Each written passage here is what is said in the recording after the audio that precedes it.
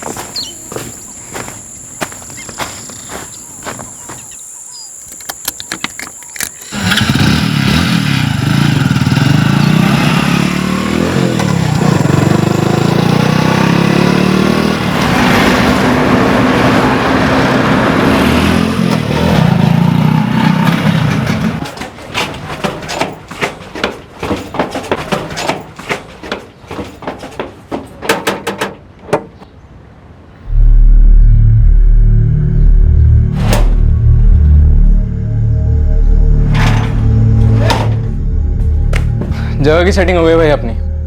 कहाँ पे? सरदौली गाँव, यहाँ से आधा घंटा दूर है। कैसे मिली? पहचान है, जगह एकदम सेफ है, एकदम सुनसान जगह है, अपने लिए एकदम परफेक्ट है। चलो एक काम तो हुआ। सुन, आज हमने कुछ वीडियो स्टडी की थी, तू दिखा दे से। हाँ दिखा।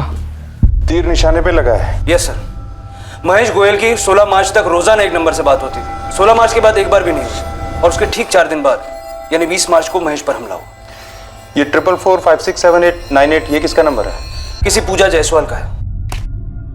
10 में से 8 केस में मोबाइल फोन रिकॉर्ड ने पकड़वाया बंदों को। और इसीलिए हम लोग अपने सेल फोन घर पे छोड़ के जाएंगे। मतलब फर्जी नाम पे सिम कार्ड खरीदेंगे? नहीं, हम एक ऐसे बंदे का फोन इस्तेमाल करेंगे जिसका हमसे कोई लेना देना ना हो। मतलब किसी का मोबाइल फोन चुराएंगे अपन? राइट। एक बात है जिसे तुम लोग नोट नहीं कर रहे हो भाई, जिसे अवॉइड करना नामुमकिन है। शक का फैक्टर, करीबी फैमिली पर गहरा शक। वीरू, मुंह फेर लेने से हकीकत नहीं फिर जाएगी। ये ले, तो कोई भी केस उठा किडनैपिंग का, कोई भी, घर वालों पर, रिश्तेदारों पर, दोस्तों पर, भाई पुलिस का शक जाता ही जाता है। अभी तो कोई भी पेपर उठा ले, तेरे ये क्राइम शोज देख, फैमिली डिस्प्यूट मतलब पुलिस का पहला शक फैमिली मेंबर्स पर ही जाता है। और बड़े माहिर होते हैं, साले सब सूंघ लेते हैं। फिरौती पहुंचने से पहले ना ये लोग तेरे घर के दरवाजे पे पहुंच सकते हैं। बहुत बड़ा रिस्क है भाई, दिमाग लड़ाना पड़ेगा।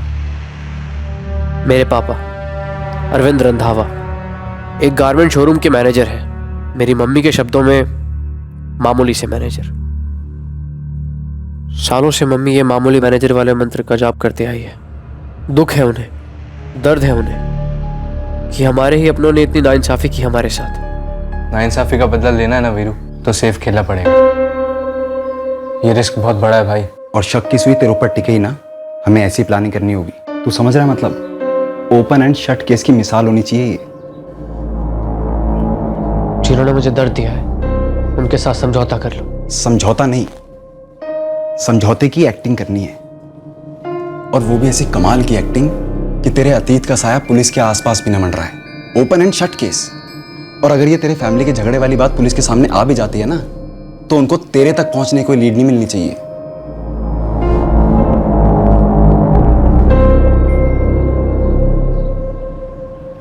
मेरे दादाजी गुरदयाल रंधावा हमारे शहर के टेक्सटाइल इंडस्ट्री का बड़ा ही जाना माना नाम है।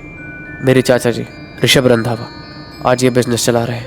ओए बाइक चलाऊंगा के बच्चे ना का मतलब समझता नहीं है। पापा यश के पास भी है। पापा प्लीज ना। तू अभी सिर्फ 14 साल का है, तुझे कोई लाइसेंस नहीं देगा। दादाजी लाइसेंस तो रोड पे चलाने के लिए लगता है ना, मैं तो बस कॉलोनी में चलाऊंगा। बोले ना पापा से। समर बस कर अब, तू फाइनल एग्जाम में टॉप के नंबर ला, मैं तुझे गियर वाली साइकिल खरीदूंगा। पापा प्लीज दिला दीजिए ना। तक वही चलाना, मैटर क्लोज। पापा पापा प्लीज ना पापा।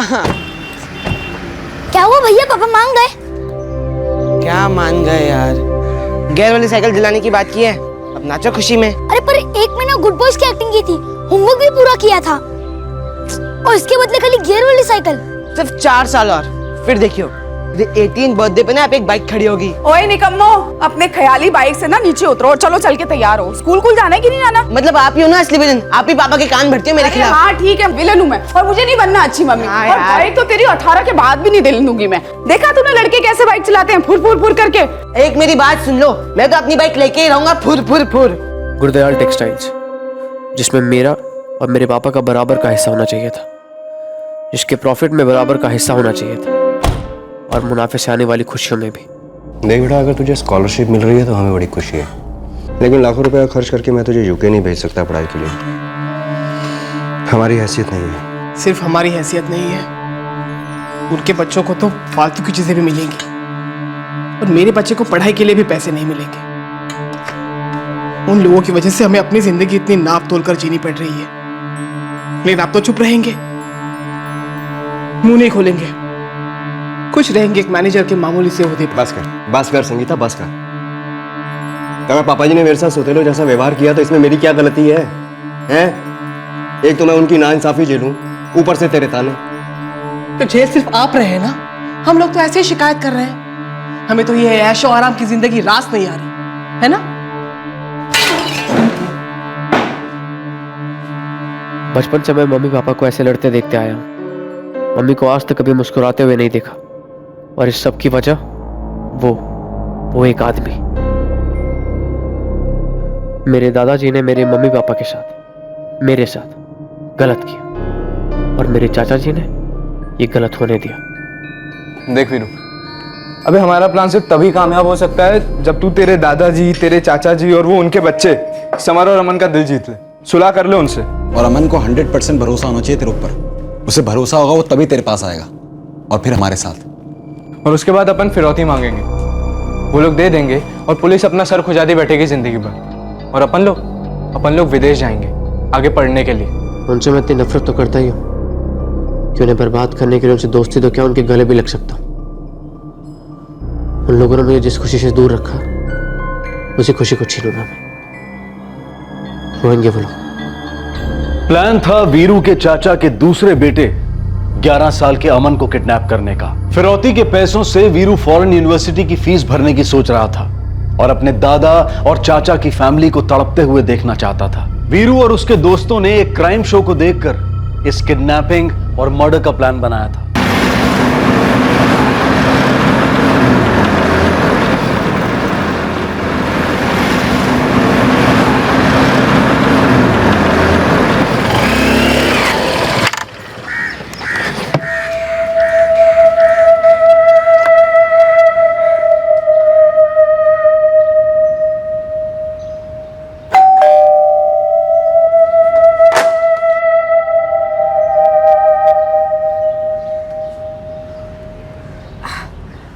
चाची नमस्ते। चितर आना, अंदर आजा। बैठ बैठ।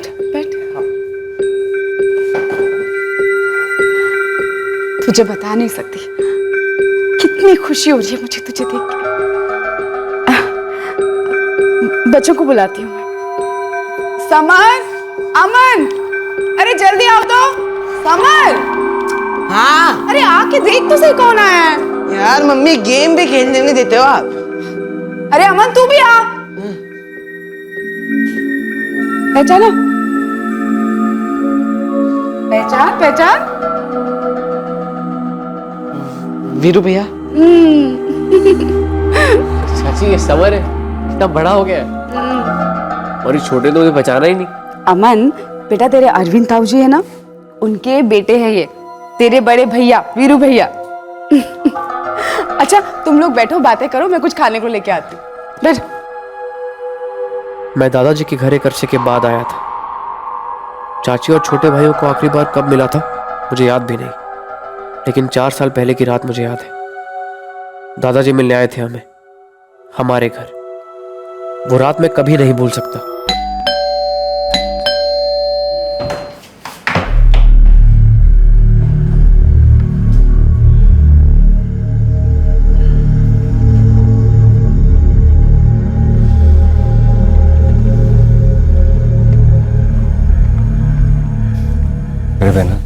जीते रहे, जीते रहे।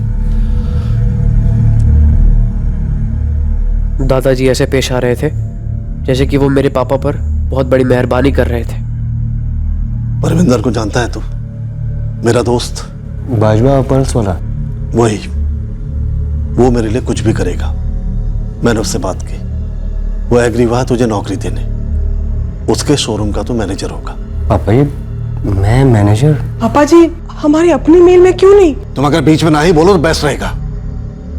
तेरी उम्र और काबिलियत के हिसाब से रोज रोज ऐसी नौकरियां नहीं मिलती, और शायद ना ही कभी आएंगी। दूसरा मौका मिला है जिंदगी में। अपने स्वभाव पर काबू रख और घर को देख। इससे ज्यादा मैं तेरे वास्ते और कुछ ना कर पाऊंगा। चलता हूं। पापा जीते रहे।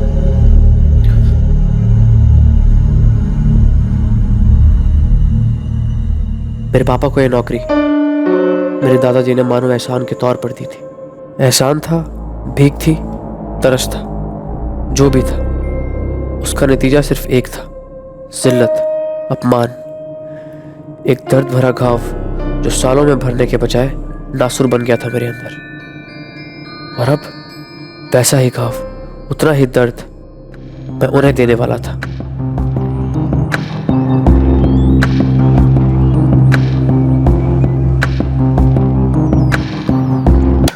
ऐसा रास्ता ढूंढना होगा जहां पे एक भी सीसीटीवी कैमरा ना हो।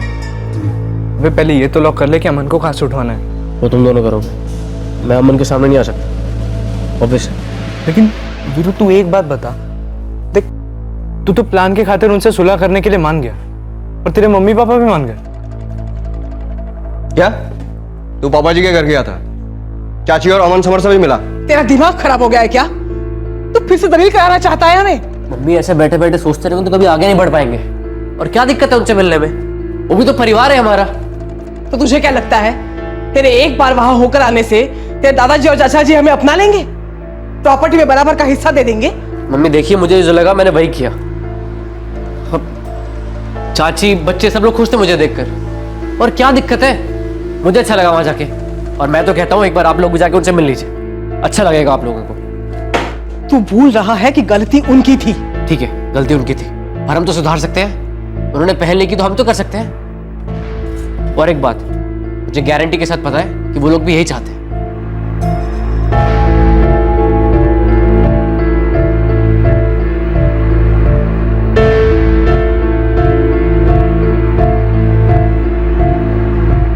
वीरू आया था? जी बाबूजी। वीरू भैया ना बहुत अच्छे हैं, मुझे उनके साथ बहुत मजा आया। मैं क्या कह रही थी कि वो खुद सामने से चल के आया। क्या हम लोग पिछली बातों पे मिट्टी नहीं डाल सकते? वो भी तो इन दोनों का बड़ा भाई ही है ना। पापा जी, मुझे भी किरण की बात सही लगती है। इतने साल बीत गए, इतना पानी बह चुका है, और मुझे भी ऐसा लगता है बाबूजी कि हमें अपने गिले शिकवे भूल जाने चाहिए।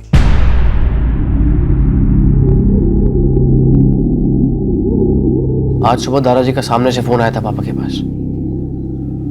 मुझे लगता है अब सब पहले की तरह नॉर्मल हो गया है। देख भाई, रातों रात टूटे हुए रिश्ते जुड़ते नहीं है, और हमको भी कोई खास जल्दी थोड़ी नहीं। ये सारा टाइम हम अपनी प्लानिंग परफेक्ट करने में लगा देंगे। अमन की हर मूवमेंट को बारीकी से ऑब्जर्व करने में लगा देंगे, और सही वक्त आने पर अमन को उठाएंगे, 50 लाख मांगेंगे, जेब हल्की होगी उनकी और दिल भारी। वो कहते हैं ना, एक तीर से दो निशाने।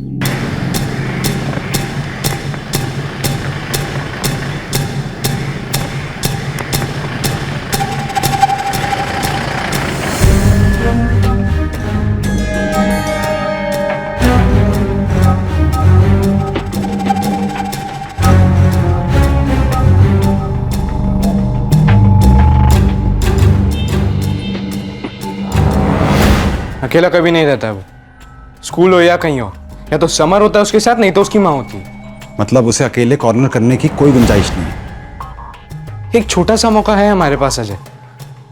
देख, जब स्कूल खत्म होता है और बच्चे बस की तरफ जाते हैं, तब अमन का ग्रुप वहां पहले पहुंचता है, समर का बाद में।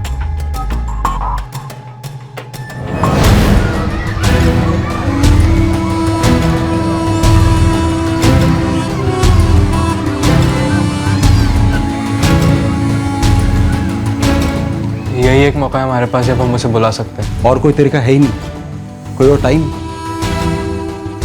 वीरू, तू पता कर पाएगा? देखो यार, हमारी फैमिली और उनकी फैमिली में सब कुछ अब बेटर होने लगा है, लेकिन मुझे इतनी बारीकी से पता नहीं है कि अमन अकेला कब मिलेगा। मुझे लगता है हमारे पास सिर्फ यही एक मौका है।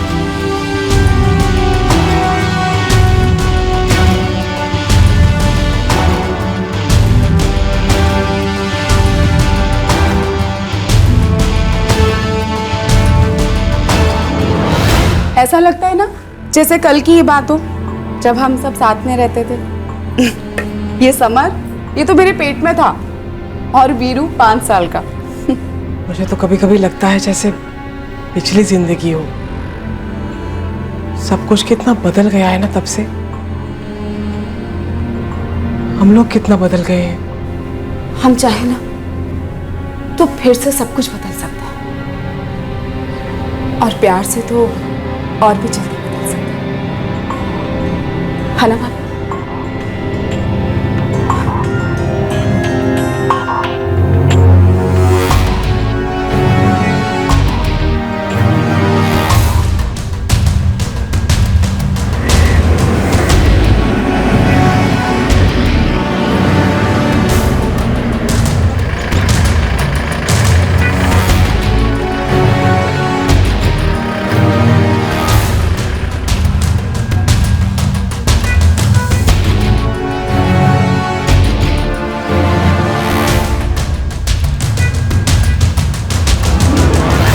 किसी थिएटर प्रोडक्शन की तरह महीनों से इस किडनैपिंग की रिहर्सल चल रही थी, प्री प्रोडक्शन चल रहा था। इस परफेक्ट क्राइम को अंजाम देने की घड़ी अब करीब आ गई थी।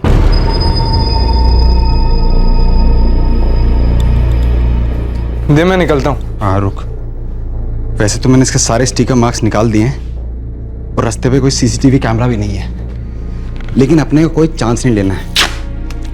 और ब्लैंक हेलमेट किसी को याद ही नहीं रहेगा। ले ले। ऊपर से मैं गॉगल्स भी पहनूंगा। अगर स्केच बनाने की नौबत भी आएगी तो पुलिस का आर्टिस्ट क्या स्केच बनाएगा?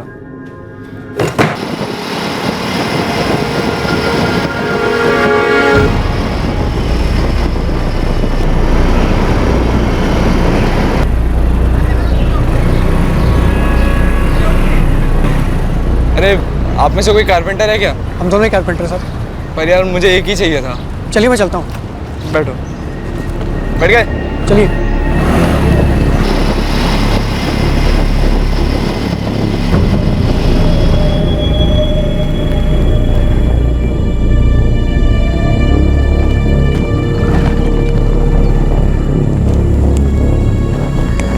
क्या हुआ साहब?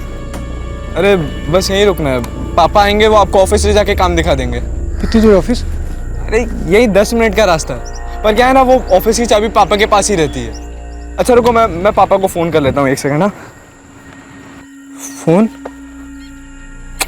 लगता है मैं फोन घर पर ही भूल आया। अब पापा को कैसे फोन करूँ? अरे आपके पास फोन होगा ना, आपका फोन दो ना, मैं पापा को फोन करके बता देता हूँ कि हम पहुँच गए। लो। हाँ अच्छा सुनो, अगर 3-4 दिन का काम होगा तो कर लोगे ना? कहीं बिजी तो नहीं हो? कैसी बात कर रहे हो? 3-4 दिन का काम होगा, मैं दौड़ाऊंगा। अपना काम तो मजदूरी करना है ना साहब। हेलो पापा, अरे मैं बोल रहा था, हाँ मैं पहुंच गया हूँ कारपेंटर को लेकर। आप कहाँ पर हैं? अरे ये अपना जैन चौक का बड़ा वाला पेड़ नहीं है, उसके सामने खड़ा हूँ मैं। हाँ ठीक है, मैं पहुंचता हूँ वहाँ पर। अरे 5 मिनट वेट कर सकेंगे आप? हाँ कर लूँगा। अरे वो क्या है ना, आज ही सारे काम बिगड़ने थे। उधर पापा की गाड़ी बिगड़ गई है, तो मैं बाइक से जाता हूँ, पापा को लेके आता हूँ, फिर आप और पापा बाइक से निकल जाना। जैसा ठीक समझो। पर मेरे पास फोन नहीं है, तो मैं आपका फोन लेके जाता हूँ, 5 मिनट में लाके दे दूंगा आपको। आप यहीं रुकना, मैं आता हूँ अभी बस।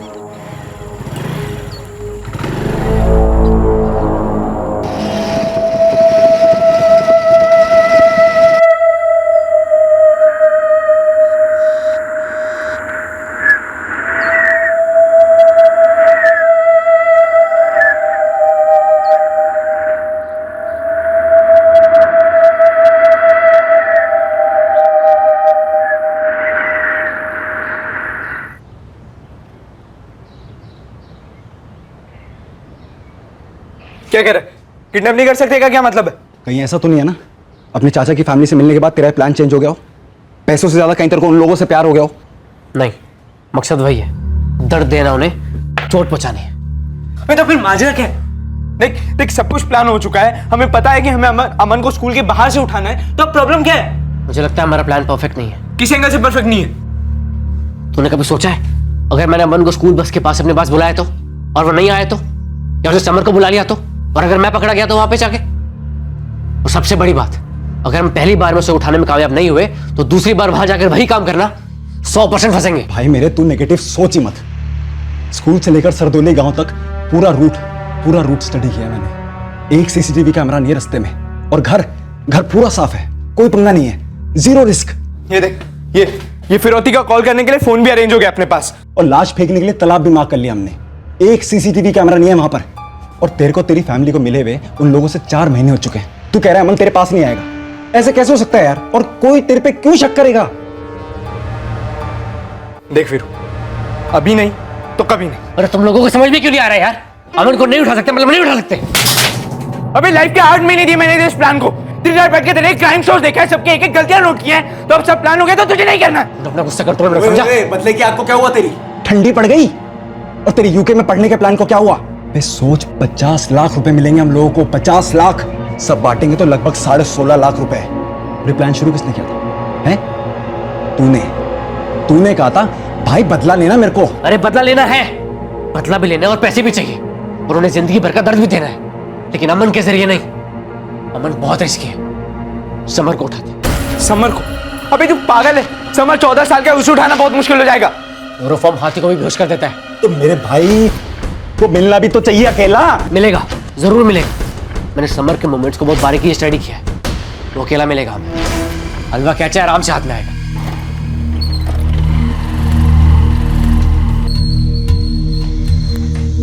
अरे वीरू भैया, कहाँ जा रहा है समर? अरे वीरू, चाची नमस्ते। मैं बस ये पास से गुजर रहा था, सोचा आप लोगों से मिलता चलो। जीतर, अच्छा किया, अब रोटी खा के जाना। अच्छा वीरू भैया, अभी मेरा क्लास है, मैं 1.5 घंटे में वापस आ जाऊंगा, आपसे खूब सारी बातें करनी है। बेटा संभाल के जाना। इसमें संभालने जैसा क्या है, खटारी तो है, बैलगाड़ी की स्पीड पे चलती है। समर तो एक काम करना, साइकिल नहीं छोड़ दे, तुझे मैं ड्रॉप कर देता हूँ। चाची मैं ले जाऊँ बाइक पर? वीरू सुन बेटा, ये ना बाइक पे चलाने की जिद करेगा, बिल्कुल तेरे को कसम है मेरी, अगर तूने चलाने दी इसको। ओ मम्मी डार्लिंग, अपनी कसम वसम वापस ले लो, मुझे पहले से बाइक चलाने आती है। हैं? फिर तो तुझे डबल कसम है अगर तूने इसे बाइक चलाने को दी तो। चाची आप फिक्र मत करो, जब तक ये 18 का नहीं होता ना, ये मेरे पीछे ही बैठेगा। आजा हीरो, चल। वीरू भैया मैं भी ट्रिपल ले लो। और चुप कर, ट्रिपल ले लो, ट्रिपल। तू रेडी रहना, मैं समर को ड्रॉप करके आता हूँ, फिर तुझे घुमाने लेके चलूंगा। संभाल के चलाना। Bye bye. वीरू भैया, किसी दिन मुझे भी बाइक चलाने दो ना, मम्मी तो अलाउ ही नहीं करती, और ऊपर से ना पापा के भी कान भर के रखती, नो बाइक बिफोर 18। चल ठीक है, किसी दिन मौका देखकर तुझे ओपन फील्ड ले जाऊंगा, वहाँ जितनी मर्जी है बाइक चला लेना। पक्का ना? पक्का। समर ट्यूशन क्लासेस साइकिल पे जाता है, बड़े आराम से उठा सकते हैं मुझे। बाजार से आलू प्याज उठाने जितना आसान तो नहीं है ना। फिर से पूरे रूट की स्टडी करो, बिना सीसीटीवी कैमरे का रास्ता मैप करो, मतलब सब कुछ वापस से करो, डबल मेहनत करो। लेकिन जीरो रिस्क। समर को आधे रास्ते बेला फुसला कर लिया, उसके बाद तुम लोगों से जेब में डाल के ले जाना। और दूसरी बात, अगले हफ्ते स्कूल की छुट्टियां चालू है। मतलब एक हफ्ते में हम पूरी प्लानिंग वापस से कैसे करेंगे? हो जिससे स्कूल बंद हो रहे हैं, लेकिन ट्यूशन क्लासेस चालू रहेंगी। टाइम की टेंशन नहीं है हमें, हमें सिर्फ काम परफेक्टली करना है अपना। इससे बेटर मौका नहीं होगा हमारे पास। तो गुरदयाल, उसका दूसरा बेटा ऋषभ और ऋषभ की पत्नी किरण, इन तीनों को हल्का सा भी शक नहीं हुआ कि 14 वर्षीय समर को अब जान का खतरा है, और पहले शिकार 11 वर्षीय अमन था। दूसरी तरफ वीरू के माँ बाप को भी बिल्कुल खबर नहीं थी कि उनके बेटे की तरफ से ये टूटे रिश्तों को फिर से जोड़ने की कोशिश दरअसल बदले के इरादे से की गई साजिश का एक हिस्सा था। तो तुझे हमारी दवाई का सैंपल मिलता, और याद रख हमारी दवाई बहुत कड़वी है। जिसके बोलो उसके शपथ खाने को तैयार हूँ साहब। मैं तो 1 साल से याशी के कॉम्प्लेक्स में गई ही नहीं हूँ। मैं बटाटे की बोरी लेने बाहर जा रहा था, तब मैंने देखा, और फिर इसने अगर मुझे बताया। और वीरू अपने दोस्तों के साथ सीरियस अध्ययन में लगा हुआ था कि इस तरह इस परफेक्ट क्राइम की प्लानिंग की जाए ताकि तहकीकात उनकी चौखट तक कभी न पहुंचे। अब शिकार की घड़ी बहुत पास आ गई थी। वीरू, अजय और कमल ने जुर्म के सारे निशान मिटाने की बारीकी से प्लानिंग कर ली थी। एक परफेक्ट क्राइम होने जा रहा था, एक ऐसा जुर्म जो नफरत के दलदल से जन्मा था और लालच की गोद में पला था। पूरे 5 गियर हैं, स्पीड भी कंट्रोल कर सकते हैं, बिल्कुल आपकी बाइक की तरह। भैया ये साइकिल मैं भी चलाऊंगा, बोल देता हूँ। लो, पापा ने सिर्फ ये मेरे लिए खरीदी, ओके? तो इसे मैं ही चलाऊंगा। हाँ, तू चला सकता है कभी कभी, लेकिन बच्चों को इस पे एक भी खरोच चाहिए ना तो तू देख लियो, वो तेरी आखिरी राइड होगी। ये क्या रूल है? मैं नहीं मानता ये रूल। नॉट फेयर समर, अमन तेरी साइकिल नहीं तोड़ेगा, अच्छे से चलाएगा। क्यों अमन? भैया आप इसे जानते नहीं हो, ये ना कुछ भी तोड़ सकता है, इससे कुछ नहीं आता। भैया ये तो मुझे डफर ही समझता है। अमन तू चिंता मत कर, 3 साल बाद इसकी बाइक आ जाएगी, फिर ये साइकिल तेरी। मैं 3 साल वेट नहीं करूंगा, मैं पापा को बोल के थोड़े दिन में ही ऐसी साइकिल खरीद लूंगा, वो भी गियर वाली। तो जा ना भाई, मंगवा ले जा भाई। Good night. समर चलो भाई, बहुत हो गई तुम्हारी गियर वाली साइकिल की पूजा, कुछ खा पी लो। वीरू तू भी चल बेटा, आजा। अरे चाची, ये समर और अमन मुझे साइकिल के बारे में समझा रहे हैं। साइकिल वैसे अच्छी है चाची, कभी कभार मन करता है कि मैं भी बच्चा बन जाऊं। बचपन बहुत अच्छा था। हाँ ये तो है, बचपन कभी लौट के थोड़ी ना आता है। अच्छा चलो चलो जल्दी आ जाओ। समर तू सुनना है ना मेरी बात? हाँ मम्मी आता हूँ। आ फिर। हाँ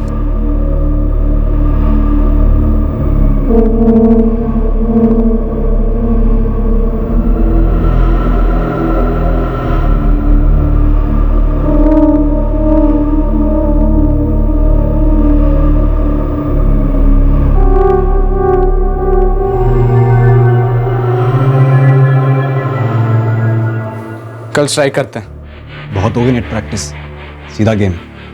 क्यों वीरू, खामोश है तू? फिर से प्लान चेंज करने का इरादा तो नहीं है तेरा? ना, कल करेंगे। एक तीर से 2 निशान, बदला और पैसा।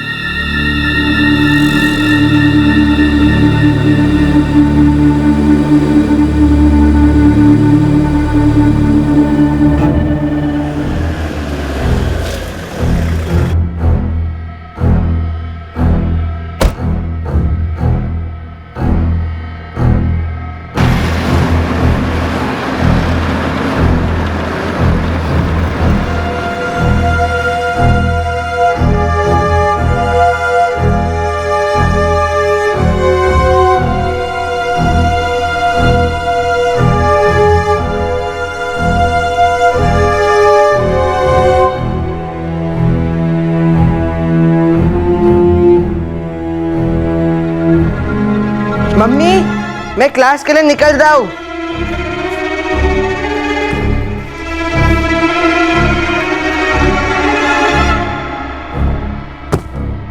अरे क्या है भैया, आपको आउट कर दिए। समर मेरी बात सुन, पहले गियर में गाड़ी चलाना, सुन रहा है ना? ये लो, ऐसा ही था तो फिर गियर वाली साइकिल क्यों लेके दी? पहले वाली खटारा ही चला लेता। Bye bye. बाय।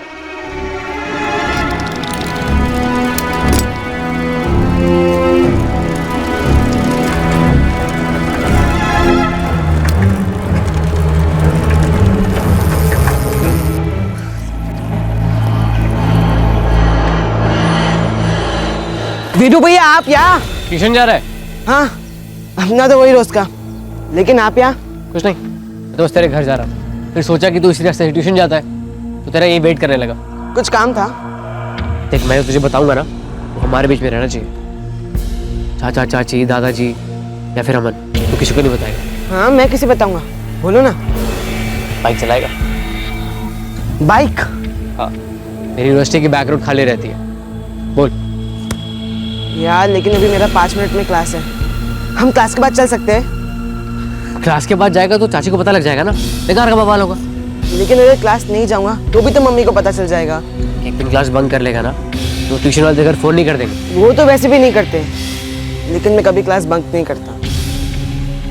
ठीक है, तेरी मर्जी। मुझे लगा तुझे बाइक चलाने में इंटरेस्ट है, इसलिए सिखा दूंगा। तो मार लो बंक? मैं तो सोचता भी नहीं और पूछता भी नहीं। एक दिन क्लास बंक कर लेगा तो तेरा ना तो मेरे अपना नाम आ जाएगा ना निकल जाएगा। बाकी तेरी मर्जी है, ऐसे मौके बार बार नहीं आते। चलो फिर आज क्लास की छुट्टी, आज बाइक चलाएंगे। लेकिन इस साइकिल का क्या करूं? साइकिल वही पार्क करते हैं, हमेशा पार्क करता है। तो तेरी ट्यूशन क्लास के बाहर। मैं तेरा मेन रोड पे वेट करता हूँ। ठीक है, जल्दी आना।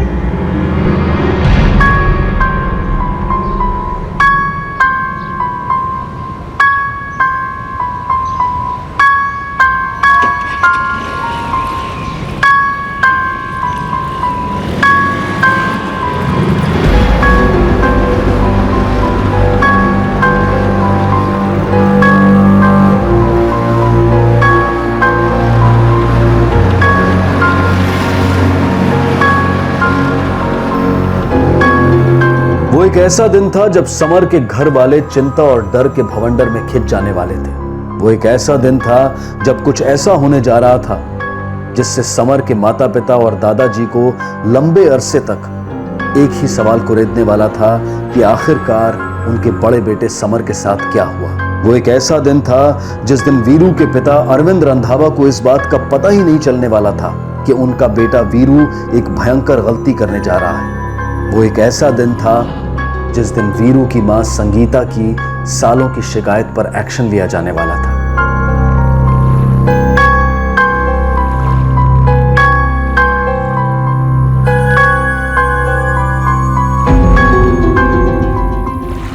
अरे वीरू भैया, हम यहाँ प्रैक्टिस करेंगे। अरे नहीं यार, हम बैकग्राउंड में प्रैक्टिस करेंगे। तो फिर यहाँ क्यों? तू क्वेश्चन बहुत पूछता है। आजा, तुझे अपने फ्रेंड से मिलवाता हूँ। समर, ये कमल है और वो अजय, और ये मेरे चाचा का बेटा समर है। क्या हाल है समर? समर, तो एक काम कर, तू बाइक पर अकेला, हम तीनों पीछे कार में आते हैं। मैं अकेला? आप मेरे पीछे नहीं आओगे? अरे तू चला लेगा यार। सच में जाऊँ? अरे सच में जा, तू चाचा जा।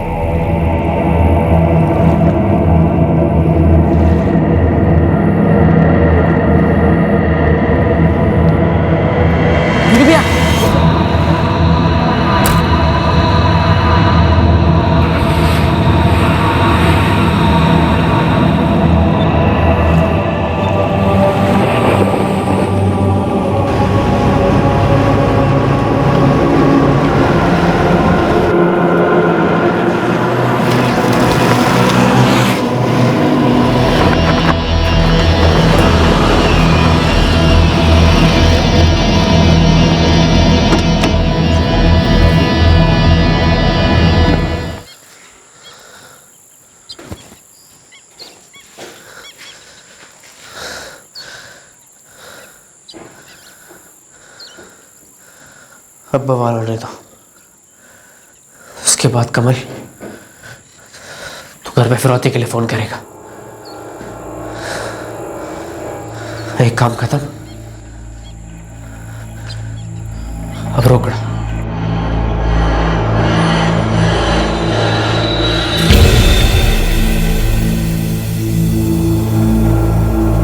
अरे ऐसे कैसे? ट्यूशन क्लास के लिए निकला तो था वो। नहीं आंटी, मैं परमजीत और सचिन तो क्लास में ही थे, पर समर नहीं आया। हाँ, पर उसकी साइकिल क्लास के बाहर पार्क थी। अरे लेकिन ऐसे कैसे हो सकता है? नहीं किरण जी, समर आज ट्यूशन नहीं आया। हाँ, उसकी साइकिल जरूर बाहर पार्क है, लेकिन वो अंदर नहीं आया। तूने उसके दोस्तों से बात की? परमजीत, सचिन, विवेक सबसे बात होगी मेरी। क्लास के टीचर से भी बात हुई। सबका यही कहना है कि वो क्लास में आया ही नहीं है और उसकी साइकिल बाहर खड़ी हुई है। 1.5 घंटे की क्लासेस, अक्सर 4 बजे पहुंच जाता है वो, 5:30 बज रहे हैं। इतनी देर के लिए गया काम? आप अभी के अभी घर आ जाइए, मुझे कुछ ठीक नहीं लग रहा है। तुम टेंशन मत लो, मैं बस पहुंचा ही समझो। क्या हुआ ऋषभ, घर पर सब ठीक है? पापा जी, समर ट्यूशन क्लास गया था, साइकिल बाहर पार्क्ड है, लेकिन लड़का अंदर गया ही नहीं। 1.5 घंटे के क्लासेस होते हैं, किसी को नहीं मालूम वो कहाँ है। घर भी नहीं पहुंचा अभी तक। तो फिर कहाँ चला गया वो? नहीं तो वीरू तो घर पर ही है। लो, तुम बात कर लो उससे। वीरू, वीरू। हाँ मम्मी। लेकिन हुआ क्या है?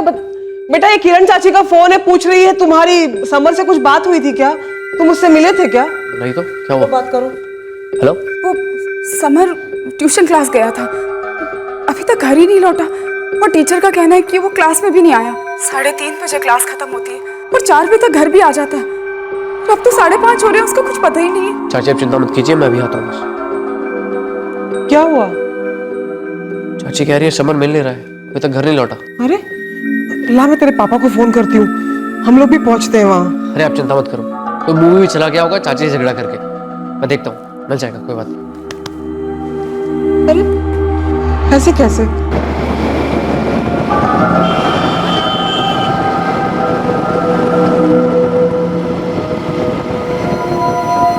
सब जगह इधर उधर फोन जाएंगे, मेरे घर भी जाएगा। ठीक है, तू निकल, हम तेरे को ठीक 7:15 बजे फोन कर देंगे। अरे सुन, तू वापस आएगा हाँ 8:30 तक। बॉडी ठिकाने लगानी हमने।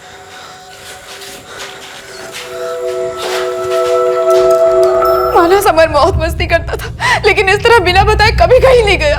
मैं क्या कहता हूँ, तुरंत पुलिस के पास चलते हैं। हाँ पापा जी, कुछ गड़बड़ जरूर है। अगर वो समर कहीं फंस गया होता तो कहीं से एक फोन तो कर ही सकता था ना। उठिए चलिए पापा जी। ये तो कोई अननोन नंबर है। उठा फोन उठा ले, समर का हो सकता है। हेलो, कौन बोल रहा है? आप कौन बोल रहे हैं? समरजीत के पापा से बात कर रहा हूँ। मैं बोल रहा हूँ ऋषभ, समर का पापा। अरे कौन बोल रहा है? क्या बात है? तुम्हारा बेटा हमारे कब्जे में, ना पुलिस के पास जाना ना शोर मचाना। शोर मचाया आपने तो आपका लड़का हमेशा के लिए खामोश हो जाएगा, मतलब मार डालेंगे हम उसको। क्या बोल रहे हैं आप? चाहते क्या हो? 50 लाख पैसे दो, लड़का लो। मैं फिर कॉल करूंगा ये बताने के लिए कि पैसे कहाँ पर चाहिए, और जितना जल्दी हो सकता है उतना जल्दी कैश रेडी करो। और फिर कह रहा हूं, नो पुलिस। अगर पता चलता है कि पुलिस इन्वॉल्व हुई है तो गला काट कर फेंक देंगे समर का। हेलो हेलो, अरे क्या हुआ? किसका फोन था? किसी ने समर को किडनैप कर लिया। क्या? किडनैप? 50 लाख रुपए मांग रहे हैं और बोला कि अगर पुलिस को बताया तो समर को मार डालेगा। पर ऋषभ, ये है कौन आदमी? पता नहीं, मुझे भी पता नहीं किसका फोन था ये। ऐसे कहा देने? बोला कि वापस फोन करूंगा। तू ऐसा कर, इस नंबर पे वापस फोन लगा। स्विच ऑफ आ रहा है। हम पुलिस के पास चलते हैं। देखो, हम सबको हिम्मत से काम लेना होगा। हम पुलिस को सब बता देंगे, वो इस कॉलर को ढूंढ निकालेंगे। बेटा, यहाँ पे सवाल 50 लाख का नहीं है, सवाल ये है कि समर उनके पास है भी या नहीं। चलो मेरे साथ, चलो बेटा। चलिए वापस। और फिर हम पुलिस स्टेशन होकर आए तो ध्यान रखिए यहाँ।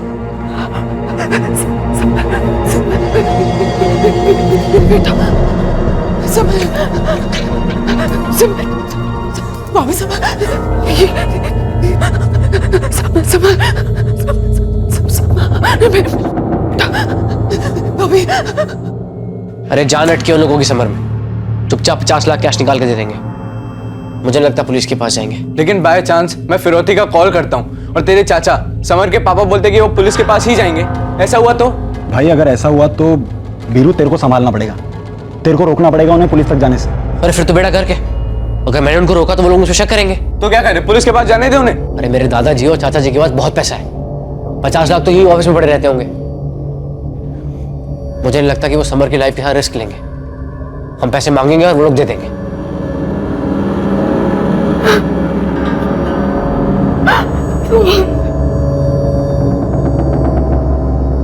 समर भैया वापस आ जाएंगे ना? आ जाएंगे। अरे यार, संभाल मम्मा लेगा वो सब ठीक है, लेकिन हमारे पास कोई प्लान भी है ही नहीं। अगर वो लोग पुलिस के पास चले गए तो क्या करेंगे हमने कुछ सोचा ही नहीं है। अरे यार तू नेगेटिव मत सोच यार, वीरू आता ही होगा, फिर ये इस लाश को ठिकाने लगा देंगे हम लोग। ठीक है, सुबह फोन करेंगे फिरौती के लिए, पैसे उठाएंगे और यहाँ से रफो चक्कर। सर, जिस नंबर से फिरौती के लिए कॉल आया था वो नंबर अभी भी स्विच ऑफ है। गुरदयाल जी, आप दे सकते हैं 50 लाख फिरौती के लिए? आप कहना क्या चाहते हैं? मेरे कहने का मतलब यह है कि वो लोग जानते हैं कि आप 50 लाख दे सकते हैं, इसलिए उन्होंने आपके सबसे नाजुक पॉइंट पर अटैक किया, आपके पोते पर। संदीप सर, जिस नंबर से फिरौती के लिए कॉल आया था, अर्जेंट बेसिस पे उसकी डिटेल्स चाहिए। Done sir. समर अपने साथ सेलफोन रखता है क्या? जी नहीं सर, वो मांगता तो है लेकिन हमने दिया नहीं उसे। सर मेरी समझ में नहीं आता है कि समर की साइकिल बाहर पार्क्ड है, समर ऐसा कभी नहीं कर सकता कि वो बाहर साइकिल पार्क करे और क्लास बंक करे। साइकिल शायद उसी ने वहां छोड़ी है या फिर किसी ने वहां उससे रखवाई है। किसने? जो समर को अच्छी तरह से जानता है और उसकी हर मूवमेंट से वाकिफ है। आप जल्द से जल्द एक्शन शुरू कीजिए, मेरा पोता खतरे में हो सकता है। हमारा काम शुरू हो चुका है और जब तक उस नंबर की डिटेल्स नहीं आ जाती जिस नंबर से फिरौती के लिए कॉल आया था, आप हमारी दो तरह से मदद कर सकते हैं। एक, हमें समर की लेटेस्ट फोटो चाहिए और दूसरी, आप लोगों को किसी पर शक है?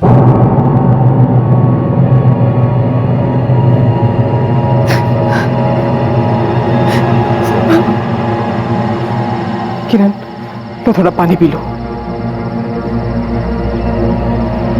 मम्मी, मैं एक बार बाहर जाके आता हूँ। कहाँ जा रहा है? मेरे से यहाँ बैठा नहीं जाएगा। मैं देखता हूँ कि क्लास के बाहर शायद कुछ पता चले।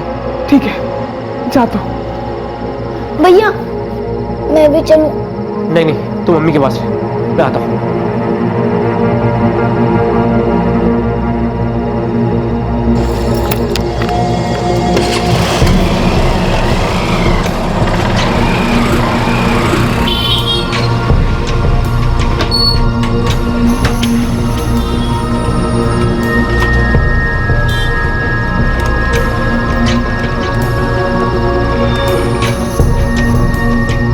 The number you have called is currently switched off. Please try again later.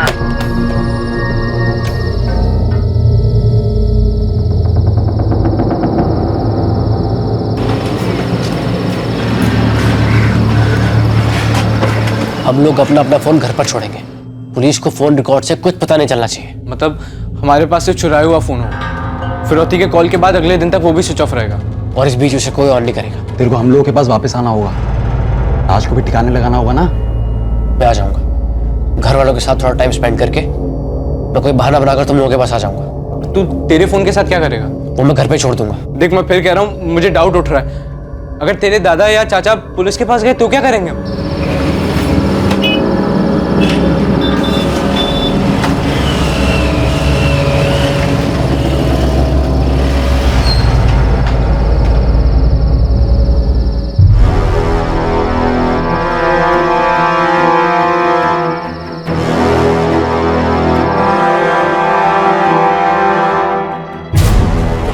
क्या हुआ?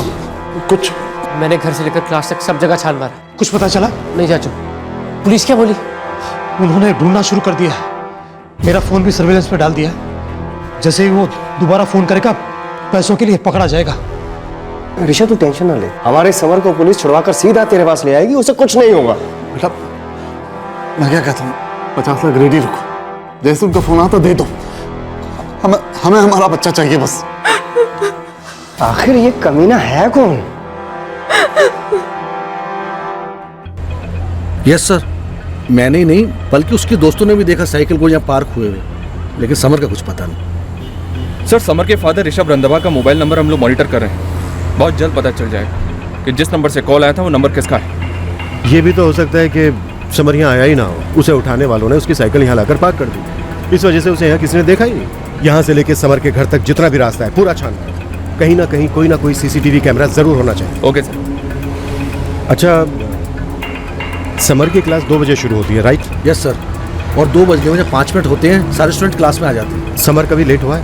नहीं सर, समर कभी लेट नहीं हुआ, कभी एब्सेंट भी नहीं रहा है। बहुत ही रेगुलर स्टूडेंट रहा है सर। Thank you. अबे कहाँ मर गया ये वीरू? अबे 9 बज गए, अभी तक नहीं आया साला। साले को फोन भी नहीं कर सकते हैं। मैं पहले दिन से कह रहा हूँ तुम लोगों को, लेकिन साला तुम लोग सुनते ही नहीं हो मेरी। वहां क्या हो रहा है इसके बारे में कुछ पता नहीं चल रहा अपने को। और वीरू क्यों नहीं आ रहा है ये? घर से ट्यूशन क्लास तक जाने का बस वही एक बाईपास का रास्ता है, वहां से पूर्वी चौक पर लेफ्ट। जी ठीक है ऋषभ जी, हमने समर के फोटोग्राफ हमारी सारी पेट्रोलिंग वैन्स को भेज दिए हैं और अब उसकी ट्रैकिंग शुरू हो चुकी है। Thank you sir. क्या हुआ जी? क्या कहा पुलिस ने? मेरा समर मिल जाएगा ना? हाँ किरण, मिल जाएगा, समर मिल जाएगा। लेकिन वो कॉल हो गया, क्या चाहते हैं? मैं भी नहीं जानता किरण, उसका फोन स्विच ऑफ आ रहा है। दादाजी, मैं एक बार फिर से चेक करके आता हूँ। यहाँ बैठे रहने से कुछ नहीं होगा, शायद कुछ पता चल जाए। ठीक है बेटा।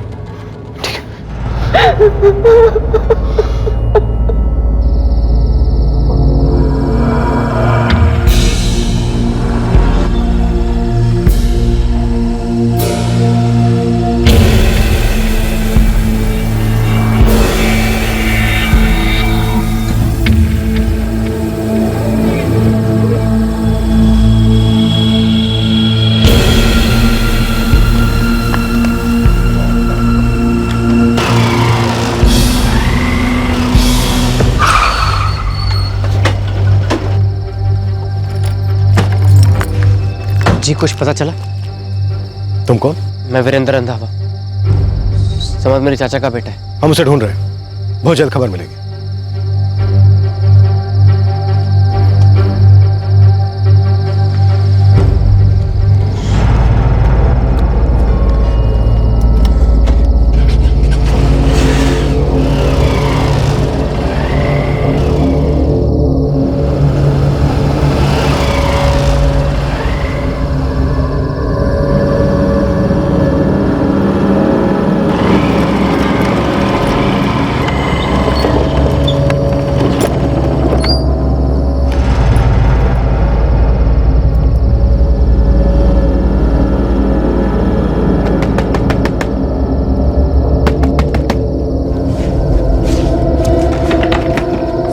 साढ़े 8 बजे आना है तेरे को। अब आ रहा है तू? अरे सब उल्टा पुल्टा हो गया यार। सुन, वो फोन और सिम का है, तोड़ना है उसे, जला दो उसे। क्यों? तो फिरौती का कॉल कैसे करेंगे हम? अरे उसके लिए कोई नया फोन चुरा लेंगे।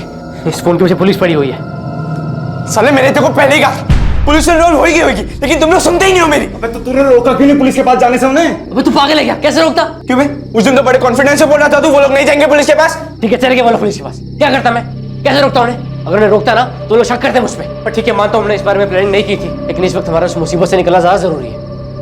और वो सिर्फ तेरा फोन ट्रैक नहीं कर रहे हैं, मेरे चाचा को फोन भी ट्रैक कर रहे हैं। तो अब हैं? तो मुझे नहीं लगता कि हमें फिरौती के 50 लाख मिल सकते हैं। क्यों नहीं मिलेंगे? पता नहीं था मुझे वो लोग पुलिस के बाद इतनी जल्दी चले जाएंगे। सोचा नहीं था मैंने। बे तेरे को कहा था ना मैंने सोचने को। हाँ कहा था, लेकिन इस वक्त उस लाश को ठिकाने लगाना ज्यादा जरूरी है। और ये काम तुम दोनों करोगे, क्योंकि मुझे घर जाना है। घर में पुलिस वाले आए हुए हैं और मेरे परिवार वाले भी। अगर मैं घर पे नहीं हुआ ना तो खामखा उनका शक हो जाएगा मुझ पे। नहीं, ये हम दोनों से नहीं होगा, तू भी चलेगा हमारे साथ। एक तो तूने पहले ही मूड ऑफ कर दिया ये फिरौती वाली बात करके कि पैसे नहीं मिलने वाले, ऊपर से ये बॉडी का बोझ भी हमारे सर पर। तू भी चलेगा हमारे साथ, तू भी चलेगा ये बॉडी को डिस्पोज करने। पुलिस के पास जा चुके हैं ना वो लोग। इसका मतलब पूरे सोहमगंज में पुलिस हमको ढूंढ रही होगी। पूरे सोहमगंज में रेड अलर्ट आज जारी हो गया होगा वहां पर। तुम लोग समझ क्यों नहीं रहे हो यार? मुझे घर जाना जरूरी है। तो सुन ले, तेरे बिना ये लाश यहां से हिलेगी नहीं, है ना? तू चलेगा हमारे साथ। अरे चलो यार, इसको दफनाना है बेटा। एक बार ये लाश सड़ गई ना, सबकी बैंड बच जाएगी। वो तो वैसे ही बच चुकी है ना। अभी जब फिरौती के पैसे नहीं मिलने वाले थे तो बेकार में इस बच्चे को क्यों मारा हमने? पर इस वक्त ये सोचना जरूरी नहीं है। ठीक है, चलता हूं मैं तेरे साथ। इस वक्त इस फोन को सिम को तोड़ना जरूरी है, उसकी लाश को ठिकाने लगाना जरूरी है। काम करते हैं, इस फोन को सिम को रास्ते में तोड़ेंगे। मुझे डर है कि अब तक तो पुलिस ने फोन को ट्रैक कर ही लिया होगा। ठीक है, चल रहा हूं मैं तेरे साथ। ईटों का वेट बॉडी को सीधे तालाब के बॉटम तक लेके जाएगा। उसके बाद लाश नीचे ही रह जाएगी और कभी किसी को नहीं मिलेगी। लेकिन हम 50 लाख निकलवा कर ही रहेंगे किसी भी हाल में। करेंगे वो सब करेंगे, लेकिन पहले ये जरूरी है।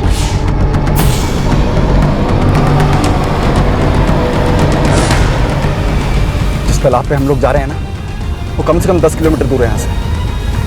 तुम लोग दुआ करो कि रास्ते में कोई चेक नाका ना मिले हमको। तू बस चलता रहे, इतना सोच मत।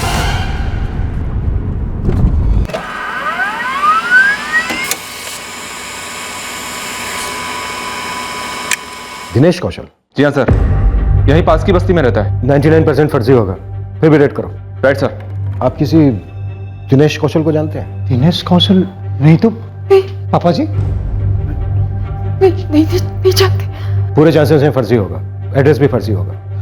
आपको फिरौती के लिए जिस नंबर से कॉल आया था वो इसी नाम पर रजिस्टर्ड है। एड्रेस भी यहीं पास की बस्ती का है। और ये कौन हो सकते हैं? कोई क्रिमिनल गैंग हो सकता है, या फिर कोई ऐसा हो सकता है जिसके साथ आपका कोई झगड़ा हुआ हो जिसे आप जानते हो। फैमिली में कोई झगड़ा, कोई पुरानी दुश्मनी, कोई गुस्सा।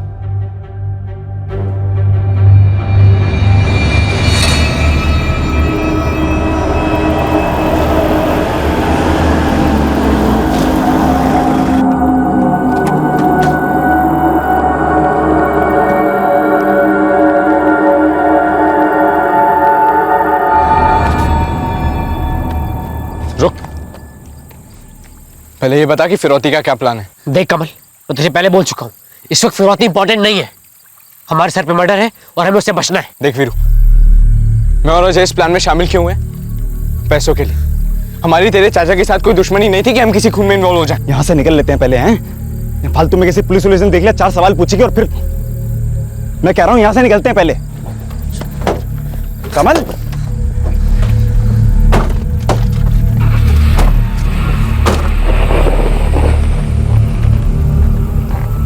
अब तक जुर्म बड़ी सटीक प्लानिंग के साथ एग्जीक्यूट हो चुका था, जिसकी वजह से पुलिस का उन लोगों तक पहुंचना लगभग असंभव था। आधा मिशन पूरा हो चुका था और आधा अभी बाकी था, जो था फिरौती की रकम। क्या इन 3 कॉलेज स्टूडेंट्स के हाथ में 50 लाख रुपए आने वाले थे? मुजरिमों के प्लान के हिसाब से गरीब मासूम आदमी पुलिस की सख्ती का शिकार हो गया था। जितनी जल्दी सच बोलेगा उतनी कम तकलीफ होगी तुझे। दुनिया के लिए सस्ता होगा, मेरे लिए बहुत महंगा था वो फोन। चुरा ले गया। नाम और पता बोल उसका। मुझे नहीं पता वो कौन था। मुझे बोला कि वो अपना फोन घर पे भूल गया। फोन करने के लिए मेरा फोन मांगा और फोन किया उसने। किसे फोन किया था उसने? उसके पापा को। उस दिन तेरे फोन से एक भी फोन नहीं किया गया। ये देख, ये रहे तेरे फोन रिकॉर्ड्स। झूठ बोलता है हमसे, झूठ बोलता है। नहीं साहब, सच बोल रहा हूँ। उसके बाद वो मेरा फोन लेकर चले गए, ये कहकर कि उसके पापा को लेके आना है। पूरे 2 घंटा मैं इंतजार करता रहा साहब। उसके बाद सोचा शायद मुझको उल्लू बना गए। कौन है वो आदमी जो तेरा फोन इस्तेमाल कर रहा है? साहब मुझे नहीं पता, मैं नहीं जानता। सर, बाईपास रोड का सीसीटीवी फुटेज आ गया है। जोशी, जब तक इसका मुंह नहीं खोले तेरा डंडा नहीं रुकना चाहिए।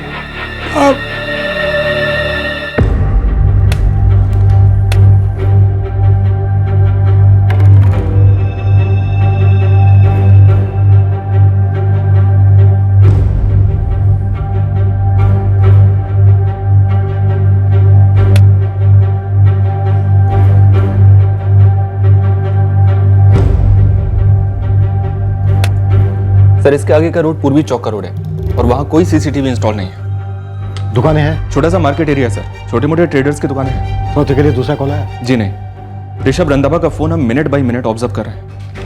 ये दिनेश कौशल बलि का बकरा मालूम होता है। जो भी है इस किडनैपिंग के पीछे, उसने फर्जी नाम पर दूसरा सिम कार्ड लेना जरूरी नहीं समझा, बल्कि किसी का फोन चुरा लिया। संदीप, अपने खबरियों को एक्टिव कर दो। सर, मुझे लगता है बच्चे की जान को खतरा है। फिरौती के लिए दूसरा कॉल ना आना ये अच्छी निशानी नहीं है। ऋषभ, कुछ खबर? क्या हुआ? कहाँ है मेरा बच्चा? पुलिस क्या बोली? पुलिस को बाईपास के रास्ते का सीसीटीवी फुटेज मिला है। उस क्लासेस वाले रास्ते पर समर दिखता तो है, लेकिन आगे के रास्ते पर कोई सीसीटीवी नहीं थी। पुलिस ने मोबाइल के मालिक को भी धर लिया है। कोई दिहाड़ी मजदूर है, कहता है कि उसका फोन चुराया गया है। तो फोन क्यों नहीं किया उन्होंने? क्या चाहिए उनको? पैसे चाहिए? उनको बोलो जितने पैसे चाहिए उन्हें उतने पैसे देंगे, बस हमें हमारा बच्चा दे दो। सुन रहा हो आप? मुझे मेरा बच्चा चाहिए बस। समय, मेरा बच्चा लेके आओ, कहीं से भी लेके आओ।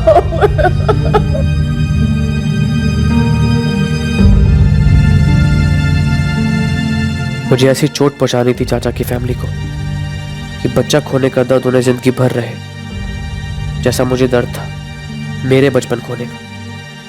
पूरा बचपन मेरा दर्द में निकला था, जो मेरी माँ की गोद में घर बना बैठा था। इसमें नया क्या है? पहले दिन से आपके साथ नाइंसाफी होती आई है। सारी प्रॉपर्टी और फैक्ट्री देवर जी अपनी बनाकर बैठ गए हैं। बस कर। क्यों? बस क्यों करूं मैं? संगीता, हमने तय किया था, बच्चे के सामने बिल्कुल नहीं। उसे सब मालूम है और मालूम होना भी चाहिए कि पैसा खून से गाढ़ा होता है। तू खाना खा। उसे ये सब जानने की जरूरत नहीं है। उसे पता होना चाहिए कि जो हक उसके पापा का था, उसका हो सकता था, वो मारा गया है।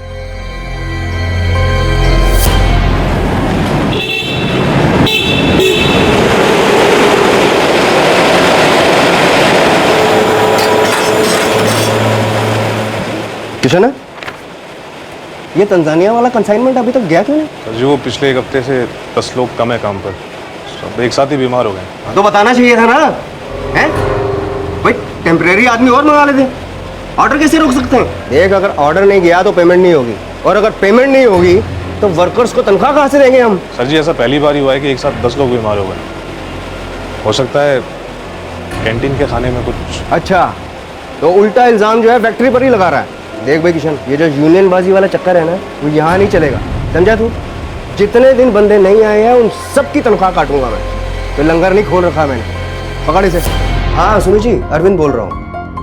वो आपका तंजानिया वाला कंसाइनमेंट जो है उसको थोड़ी देर हो जाएगी। मैंने आपके मैनेजर को इन्फॉर्म कर दिया है, सोचा पर्सनली आपको भी बता दूं। एक मिनट, ये क्या बोले जा रहे हैं आप? हैं? भाई आपका ऑर्डर पहले कभी डिले हुआ है क्या? ये को तरीका है बात करने का? ओए सुमित जी, अगर एक लफ्ज मुंह से निकाला ना तो मेरे मुंह से भी भला बुरा निकल जाएगा। भाई धंधा नहीं करना है तो किसी और को ऑर्डर दे दीजिए, लेकिन इस लेवल की बातें हम नहीं सुनेंगे। हमारे सबसे पुराने क्लाइंट हैं सुमित बारवा। क्या हो गया पापा जी? गुलाम तो नहीं है ना हम उसके? तुम समझ क्यों नहीं रहे हो? बिजनेस में गुस्से को घर में रखकर आना होता है। वहां क्लाइंट तुमसे परेशान है, वर्कर्स मुंह फुलाए बैठे हैं। अगर ऐसे में हड़ताल वड़ताल हो गई ना तो बहुत भारी पड़ेगा। पापा जी भारी पड़ेगा तो भारी हाथों से ठीक भी करेंगे। फिर तो कुछ बचेगा ही नहीं बेटा।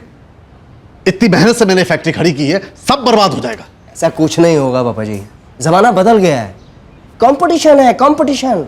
बाहर जंग है, जंग। बेटा इस जंग में अहंकार और गुस्सा सबसे बुरे हथियार होते हैं। मैंने एक फैसला लिया है। कैसा फैसला पापा जी? अब से मेरे सारे काम ऋषभ संभालेगा। हम दोनों मिलकर फैक्ट्री को फिर से वैसा ही बनाएंगे जैसा तुम्हारे आने से पहले थी। पापा जी ये तो मेरे साथ बहुत बड़ी नाइंसाफी हुई ना। तुमने बहुत बड़ी जिम्मेदारी के साथ नाइंसाफी की है।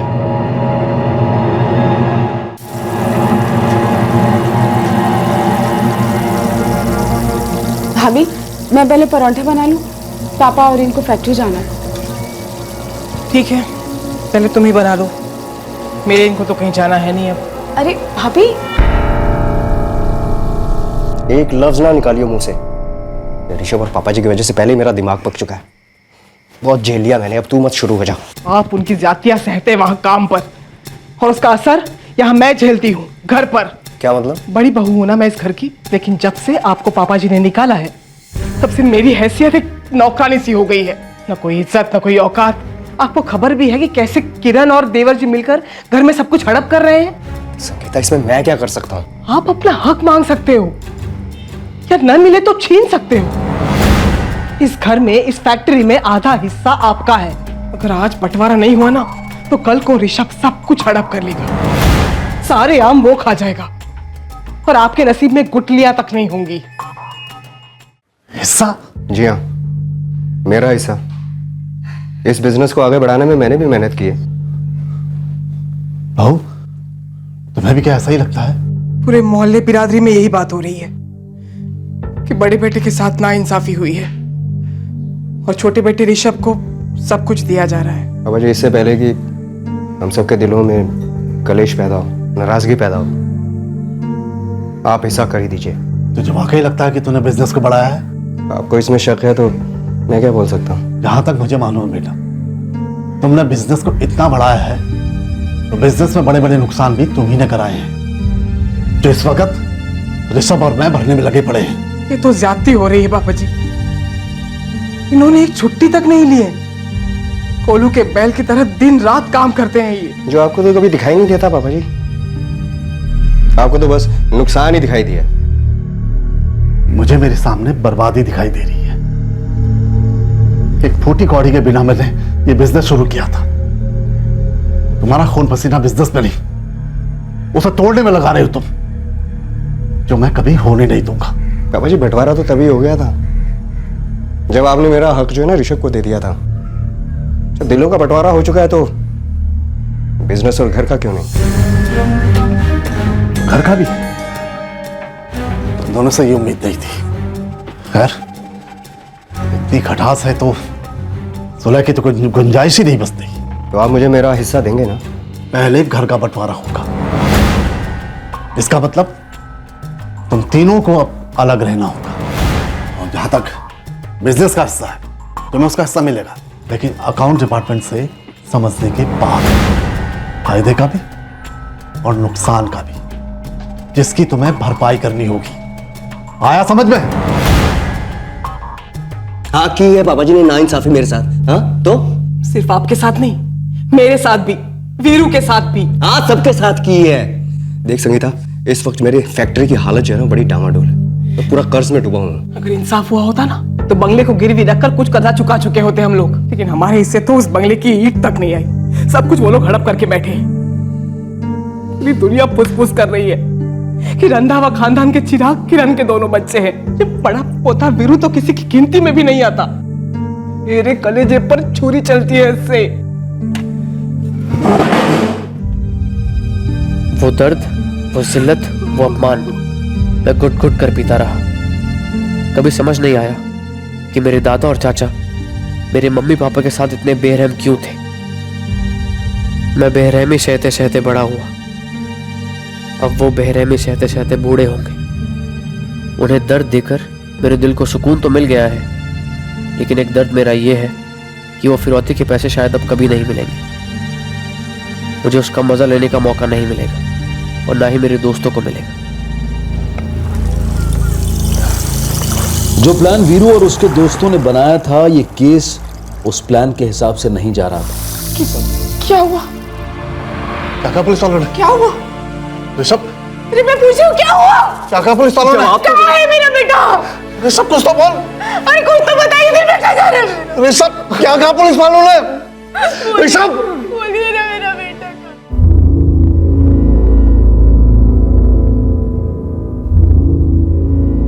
सर गली हुई ईंटें।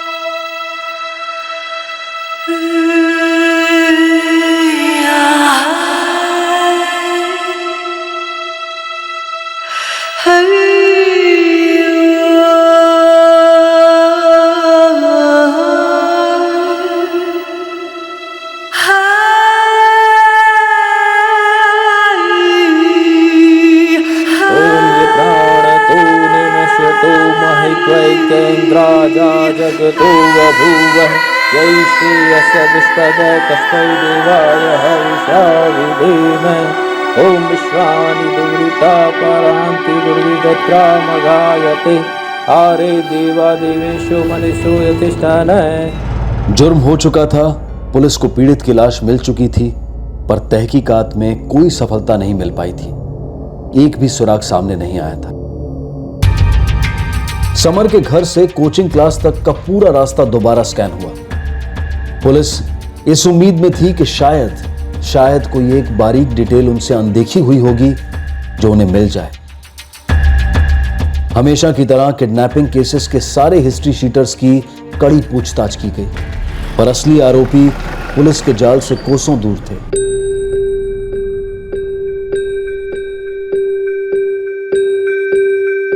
अब जो हो गया सो हो गया। जो नहीं मिल सकता उसके बारे में सोचने से कोई मतलब नहीं है। ऐसी हाई फंडा डायलॉग बाजी से हमारी हकीकत तो नहीं बदल जाती ना वीरू रंधावा जी। सच तो ये है कि आपको जो चाहिए था वो आपको मिल गया और बाकी की चीजों की आपको पड़ी नहीं है, और हम दोनों बिना टिकट के इस जुर्म की बस में सवार हो गए। हाँ तो ठीक है, उसी बस की सीट पर जमकर बैठा रहे और उस बस को इस जुर्म से जितना दूर सके उतना दूर जा रहे थे, क्योंकि इस वक्त हमारी सेफ्टी जरूरी है, पैसे नहीं। जितनी जरूरत तेरे को थी ना पैसे की, उतनी मेरे को भी थी। पर सीधी बात यह है कि पैसे तो मिलने से रहे, तो बेटर आइडिया यही है कि यहाँ से आगे बढ़ते हैं। कैसे बढ़ेंगे आगे? ऐसे कंगाली में? आगे बढ़ने का प्लान तो अपन तीनों ने पहले से बना के रखा था। फॉरेन जाएंगे, आगे पढ़ेंगे, और वो फिरौती के पैसों से अपन लोग एक नई लाइफ शुरू करने वाले थे, पॉश लाइफ। और अब देखो गली के पागल कुत्तों जैसे इधर उधर छुप रहे हैं हम लोग। सर जी, मैंने समर के पापा, उनके पापा, दोनों का हर एंगल से एक्सरे करा लिया है, कुछ निकल ही नहीं रहा है। कोई पुरानी दुश्मनी नहीं, दूसरी औरत नहीं, यूनियन वाला लफड़ा नहीं, कुछ भी नहीं। और तो और फिरौती की दूसरी कॉल कभी आई ही नहीं। मतलब अजीब बात है ना।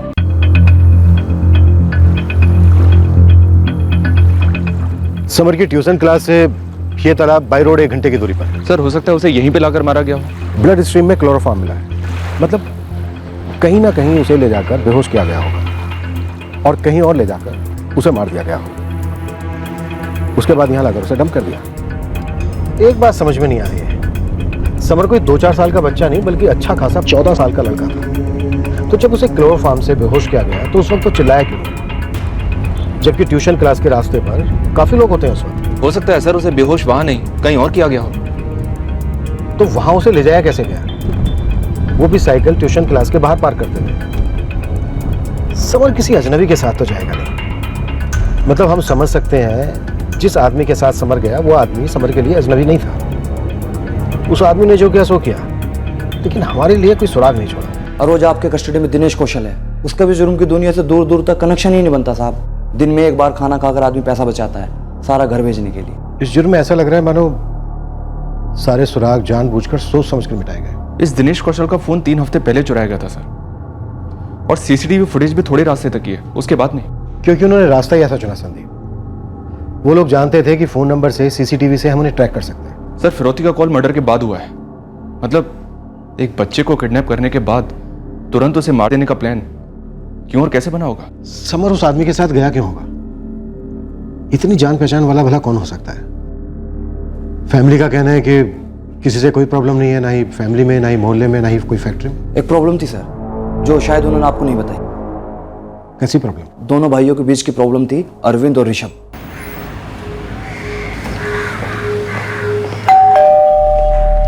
हद है जी, 2 हफ्ते हो गए मेरे पोते को बेरहमी से कत्ल कर दिया गया, और आप उसके खूनी को ढूंढने के बजाय मेरे खून पे शक कर रहे हैं। हम सिर्फ संभावनाएं टटोल रहे हैं। आप मजाक कर रहे हैं, वर्दी पहनकर मजाक कर रहे हैं आप, और मजाक बन रहे हैं। ठीक है, हम निकम्मे हैं, अपना काम ठीक से नहीं कर रहे हैं। लेकिन गुरदयाल जी, एक बात आपको मैं बता दूं, हमने kidnapping murder cases investigation procedure का हर एक तरीका आजमाया, एक एक रूल फॉलो किया, लेकिन अभी तक एक भी सुराग हमारे सामने नहीं आया। क्या वजह हो सकती है इसकी? हमें क्या पता? आप ही को तो पता होना चाहिए कि आपके दोस्तों में, आपकी फैमिली में कौन ऐसा है जिसके अंदर इतना जहर भरा है, इतना गुस्सा भरा है कि वो निकला भी तो इतने भयंकर तरीके से निकला। देखिए सर, आप जिस झगड़े की तरफ इशारा कर रहे हैं वो पुरानी बात है। अब तो हम दोनों के बीच में सुलह भी हो चुकी है। सर, हमने अपने घर का बच्चा खोया है, एक ऐसी चोट खाई है जिसका घाव अगले जन्म में भी नहीं भर पाएगा, और आप ऐसे वक्त में मेरी फैमिली के ऊपर उंगली उठा रहे हैं। मेरे और अरविंद भैया के बीच में अब प्यार का रिश्ता है, हम दोनों एक दूसरे के लिए डटकर खड़े हो सकते हैं। तो फिर कौन हो सकता है ऋषभ जी? फिरौती के लिए दूसरा कॉल अभी तक नहीं आया। क्यों? क्योंकि किडनैपिंग सिर्फ कत्ल के इरादे से की गई। फिरौती तो तुक्का लगाया जा रहा था, शायद हमें गुमराह किया जा रहा था।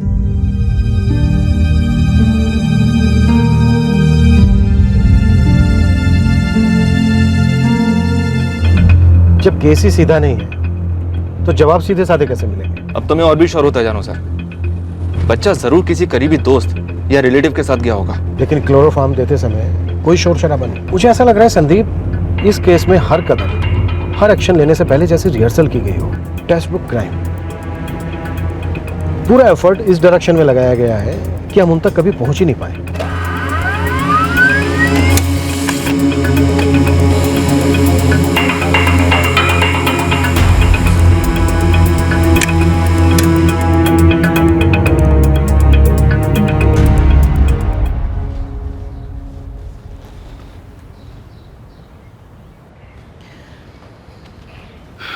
इतने सालों मैंने उन लोगों के लिए दिल ही दिल में बुरा चाहा, लेकिन ये जो हुआ है ना, उसकी वजह से मेरा दिल भी रो रहा है। माँ बाप के लिए अपना बच्चा खोना कई बार मरने जैसा है। संगीता, रोज ही मरने जैसा है ये। अब देखो ना क्या से क्या हो गया। और कुछ दिन पहले ही वीरू ने हम लोगों की सुलह कराई थी। मुझे लगा कि सब कुछ पहले जैसा हो गया, लेकिन अब सब बदल गया। पहले जैसा कुछ नहीं हुआ।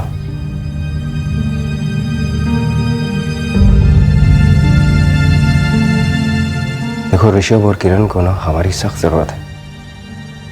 हमें डटकर उनका सहारा बनना होगा।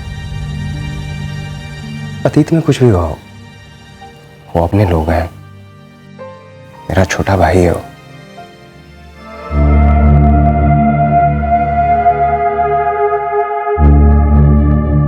समर का परिवार इस हादसे से निपट ही नहीं पा रहा था, लेकिन समर के हत्यारे वीरू का परिवार समर के परिवार के साथ खड़ा हो गया था और दिलो जान से उनका सहारा बनना चाहता था। इस संगीन जुर्म के बाद भी तीनों मुजरिम अपनी अपनी जिंदगियां यूं बसर करने लगे मानो उनसे कोई जुर्म हुआ ही नहीं था। पुलिस बिना किसी सुराग के अपने करियर के सबसे लो पॉइंट का सामना कर रही थी और फिर आया एक ब्रेक थ्रू, जिसे तो आखिर आना ही था, क्योंकि परफेक्ट क्राइम एक मिथ्या है।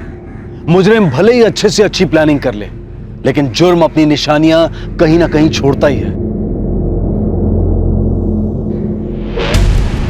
ये क्या है? ये वो सड़क की फोटो लेता है, कैमरा है। CCTV camera? जी। किसी ने तुमसे फुटेज नहीं मांगा? साहब, वो आपके बड़े अफसर लोग आए थे, वो किसी बच्चे के बारे में पूछ रहे थे। कैमरे के बारे में किसी ने कुछ नहीं पूछा। सर, ये ट्यूशन क्लास वाली गली है, उसी को लग के राइट में एक दूसरी गली है, ये दुकान वहीं पे है। उसी दुकान से पूरे महीने का सीसीटीवी फुटेज मिला। कैसे छूटी है दुकान? गलती हुई है सर, बहुत बड़ी गलती हो गई। दरअसल टीम को हर दुकान को चेक करना था और किया भी था, और इस दुकान पर भी गई थी टीम गई थी सर, लेकिन उस दुकानदार ने बताया, टीम ने उससे पूछा समर को देखा है कि नहीं, उसने कहा नहीं। उन्होंने सीसीटीवी मिस किया, लेकिन उस दुकानदार ने भी नहीं बताया सर। लगाओ, चेक करते हैं, मुझे लगता है इससे कुछ ना कुछ जरूर मिलेगा। एक छोटी सी दुकान का सीसीटीवी कैमरा फुटेज इस केस का सबसे अहम सबूत साबित हुआ। पुलिस को जिसकी तलाश थी, इंतजार था, वो अब उनके सामने आ गया था।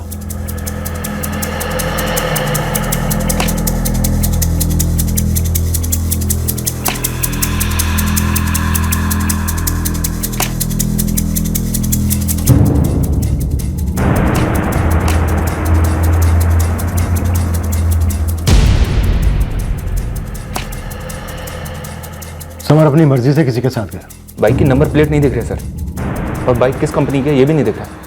बाइक वाला बहुत चालाक है सर, बाइक की हर चीज ढकी हुई है। पहले हर चीज बहुत अच्छी तरह सोची गई, फिर उसे अंजाम दिया गया। रिमाइंड करके देखते हैं कि ये बाइक पहले कितनी बार इस एरिया में आई।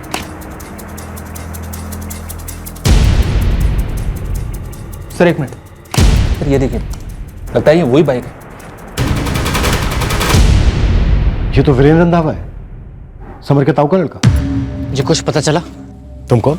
मैं वीरेंद्र रंधावा, समर मेरे चाचा का बेटा है। वही लड़का है, वही बाइक, वही शर्ट। लेकिन बाइक के ऊपर से हर आइडेंटिफिकेशन मार्क को या तो निकाला गया सर, या ढका गया है। तगड़ी प्लानिंग की गई, लेकिन समर को उठाने से चंद मिनट पहले बिना हेलमेट के उस एरिया से गुजरा और पकड़ा गया।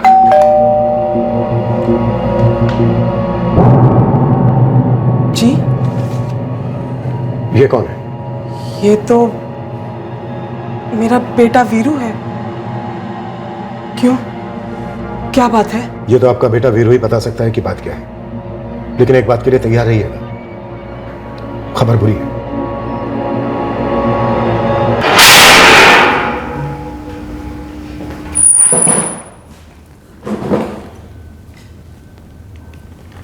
वीरू, पहली बात, कांग्रेस, बहुत लंबे समय बाद हमने इतना शातिर खूनी देखा है।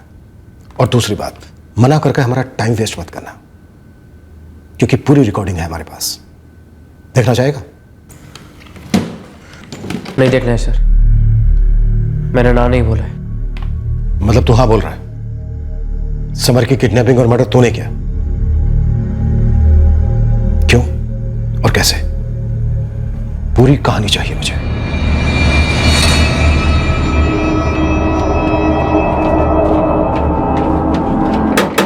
अच्छा देखना कौन है। जी क्या बात हो गई? कौन कौन से एपिसोड देखे हैं क्राइम शो के तुमने? हमको भी तो बताओ, थोड़ी तैयारी हम भी तो कर लें अपनी वो एपिसोड देखकर।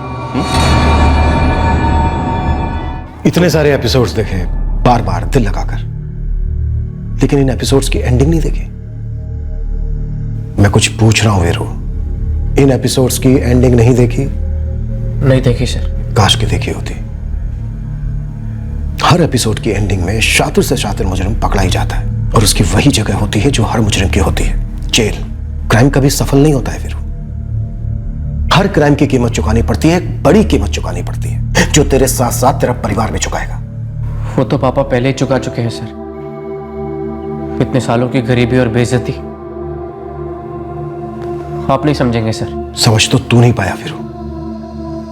हर परिवार में शोर शराबा होता है, गिले शिकवे होते हैं, लेकिन उन्हें इस तरह से सुलझाना पूरी तरह से गलत है। तूने सुलह की, दोस्ती का हाथ बढ़ाया सिर्फ बदले के लिए। अगर तूने सही इरादे से दोस्ती की होती, सुलह की होती, तो आज तू यहां हमारे सामने नहीं बैठा होता। तूने दो परिवारों को मिलाया, तुझे अंदाजा है बदला तो तेरा वहीं पूरा हो गया था। तो भाइयों को गले मिलाया, इंसाफ तो वहीं मिल गया था, दर्द का मरहम तो वहीं मिल गया था। तू पढ़ा लिखा है, स्मार्ट है, इतनी सी बात तेरी समझ में नहीं आई। एक बच्चे को मार डाला तूने, उस बच्चे को जो तेरा छोटा भाई था, तुझे अपना हीरो मानता था। सोच सोच कि क्या किया है तूने।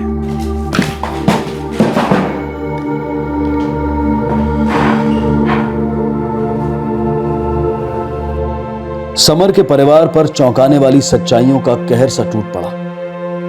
एक तो शौक इस बात का था कि वीरू ने सुलह एक जुर्म करने के लिए करवाई थी। दूसरा उससे भी भयानक शौक था कि किस तरह उनके जिगर के टुकड़े समर का कत्ल कर दिया गया। और तीसरा शौक इस बात का कि यह सारा जुर्म पहले अमन को नजर में रखकर प्लान किया गया था। वीरू के माता पिता पछतावे की आग में तड़प रहे हैं कि उनका क्लेश, उनका आक्रोश, उनका गुस्सा उन्होंने जाने अनजाने में एक मासूम बच्चे के दिलो दिमाग में भर दिया था, जिसकी वजह से बड़े होकर वीरू ने इतना संगीन जुर्म किया।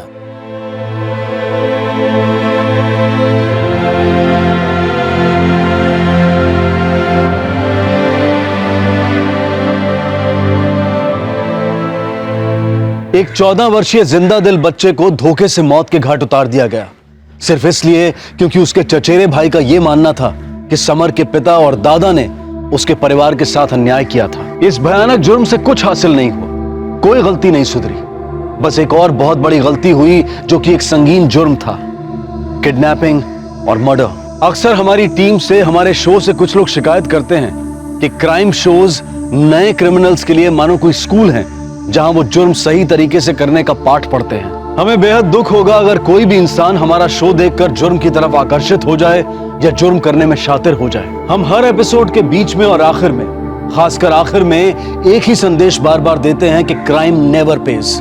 हमने आज तक एक भी एपिसोड ऐसा नहीं दिखाया है जिसमें मुजरिम कानून की गिरफ्त से बच निकला हो। अजय और कमल दोनों लोअर मिडिल क्लास परिवारों को बिलोंग करते हैं और अपने बेहतर भविष्य के लिए वो विदेश जाने का प्लान बना रहे थे, जहां वो पढ़ना चाहते थे, सेटल होना चाहते थे। वो वीरू के साथ इस जुर्म में पैसों के लिए शामिल हुए थे, लेकिन अब उनका भविष्य कभी बेहतर नहीं होगा। हमने पहले भी कई बार कहा है और बार बार कहते रहेंगे, क्राइम नेवर पेज।